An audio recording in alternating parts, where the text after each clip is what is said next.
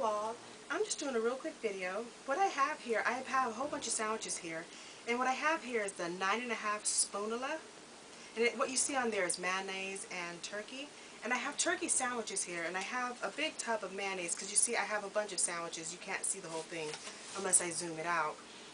But I like to use the spoonula. First let me show you, it's very sturdy. I'm kind of bending it some. It's nice. This is very, there's not a lot of flex. There's not a lot of flex to it, basically.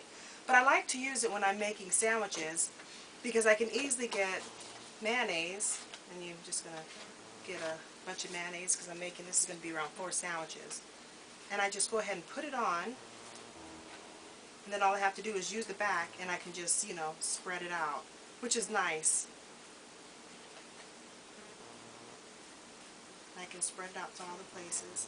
So I can be able to have quick sandwiches for us to be able to eat. So I just kind of spread it on, and then I use the back of it just to spread it on. So there's many uses you can use for it, but I just wanted to do a quick video letting you know how I like to use it. One of the uses that I like to use it. So I have it on there all the way around, and the sandwich is done.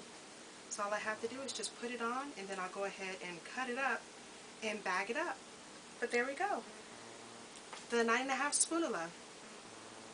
So you can make your own call on how you would like to use it and what you think you can do with it.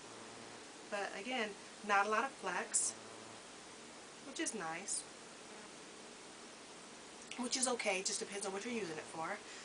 It is sturdy. As far as coming off, it's not really going to be coming off. It's kind of welded on there pretty nice, which is good.